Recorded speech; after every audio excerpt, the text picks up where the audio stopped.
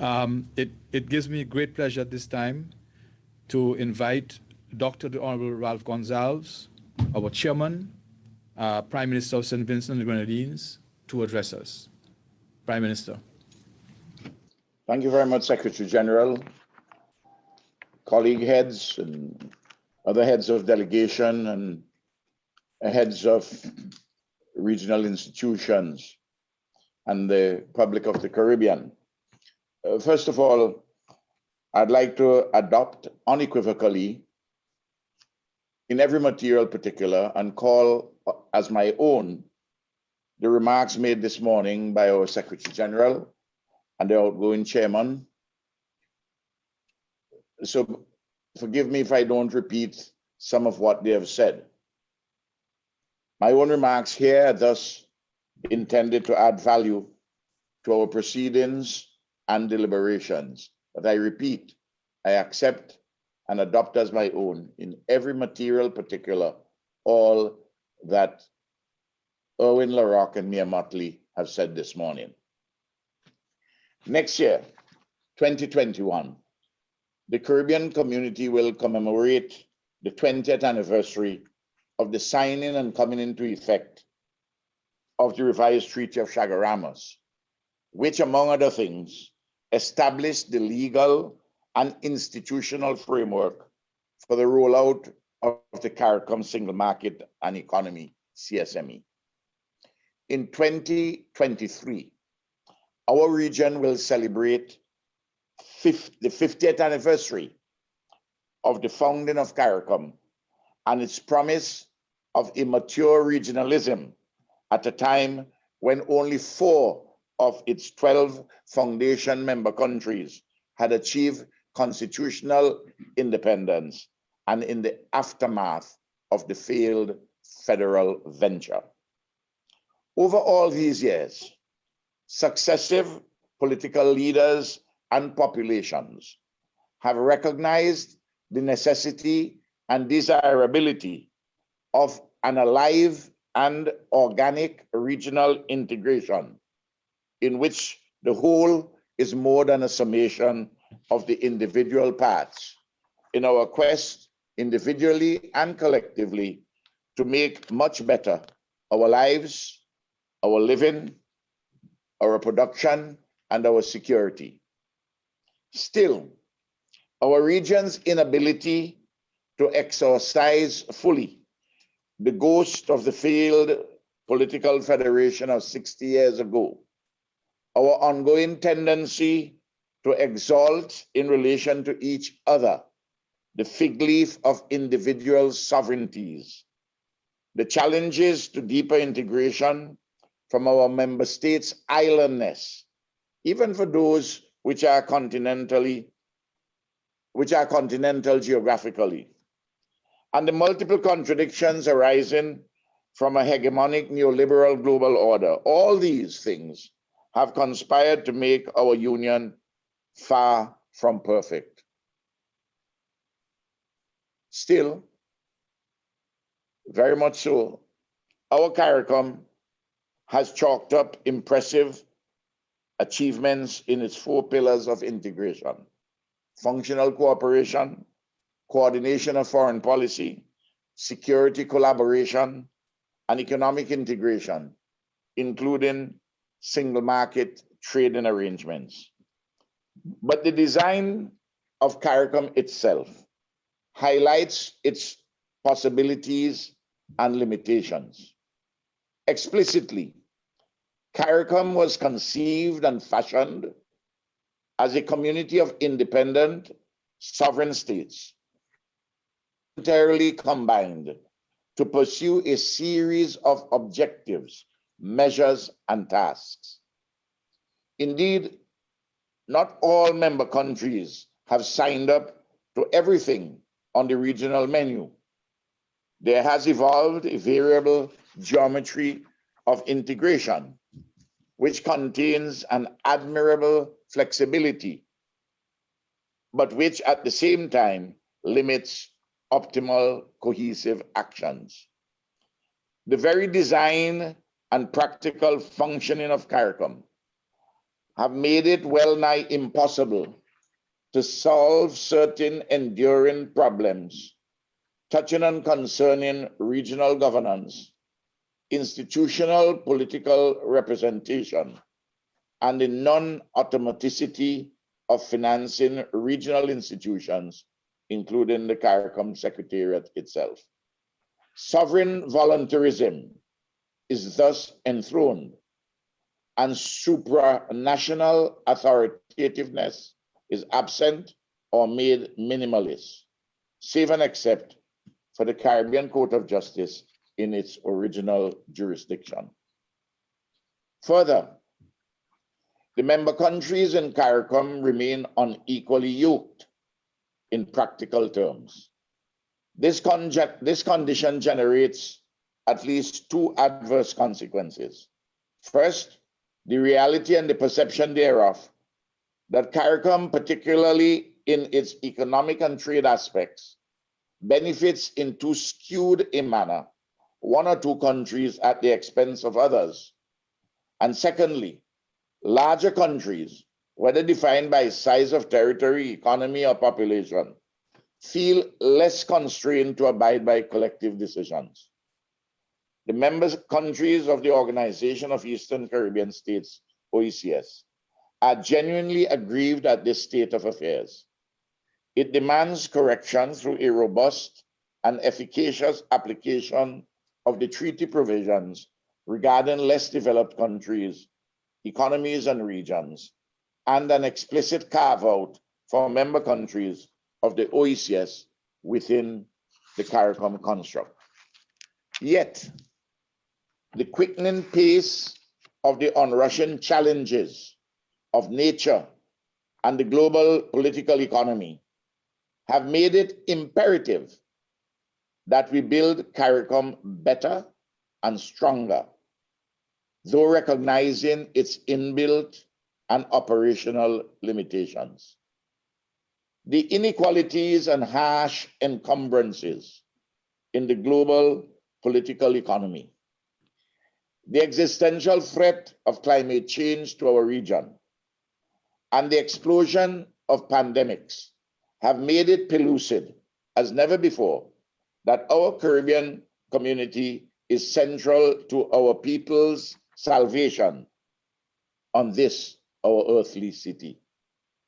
Indeed, in the early days of COVID-19, our colleague, Prime Minister Dr. Keith Rowley of Trinidad and Tobago, perhaps with only a touch of hyperbole, affirmed that, quote, Caricom is the antidote to COVID-19, unquote. The heroic contribution of CAFA, Impacts, SEDIMA, all Caricom institutions, and the RSS, a sub-regional security umbrella, is a sufficient testimony in this regard. Accordingly, I reiterate our profound gratitude to the regional public servants at Caricom, the OECS, and at all allied regional institutions. Over the past 6 months, our Caribbean community was brilliantly led, not just astutely led, brilliantly led by our outgoing chair, the distinguished Prime Minister of Barbados, Mottley. Her energetic and purposeful engagements with the IMF, the World Bank, the WHO, the G20 countries, the United Nations, the European Union, and the African Union, on behalf of Caricom, is simply outstanding. Her frequent dialogues and consultations within Caricom and its institutions, made possible through modern telecommunications facilities, have been quite fruitful. Her helpful initiatives to assist in the preservation of democracy in Guyana within the terms of the Caricom Charter of Civil Society will be long remembered, despite unwarranted, vulgar, and opportunistic criticisms of her from assorted, jaundiced sources who ought to know better. I've asked my friend Mia Mottley to continue her leadership work in several of these areas during my chairmanship. We will work closely with one another, with the Secretariat and the Bureau and other colleague heads of state and government over the next 6 months, which portends to be extremely activist and vital for our community and its people, our regional family. Immediately, colleagues, on the agenda continues to be the challenge of COVID-19 and its 4 interconnected dimensions of health, the economy, society, and security. The coordination of the delivery of a sufficiency of regional air transport in quality, affordability, safety, and sustainability. The socioeconomic recovery of our region. The strengthening of our region's resilience against multiple vulnerabilities. The building of a better, more equal, more inclusive global order in full recognition of a properly articulated small state exceptionalism and the further upliftment of our Caribbean civilization in every material particular within our region and in our interface with others in our hemisphere, the developing world, the major economies, and the global institutions. These large strategic issues and more confront us. So too are those touching and concerning the internal arrangements of our Caribbean community itself.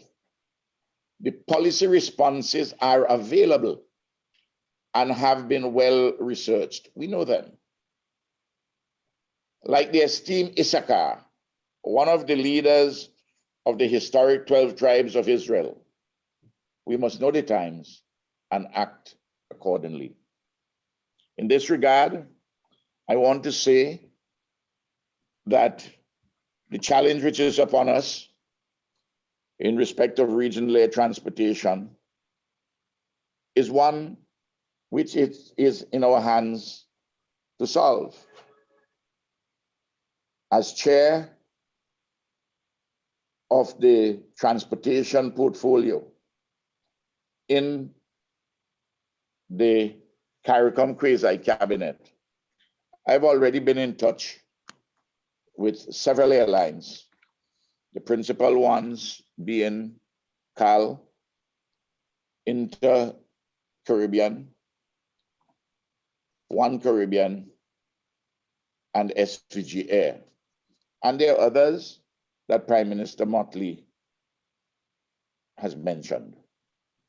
I believe that we are going to be able to provide in a very short time a sufficiency of regional transport to serve this sub-region, to serve ourselves safely, reliably, sustainably,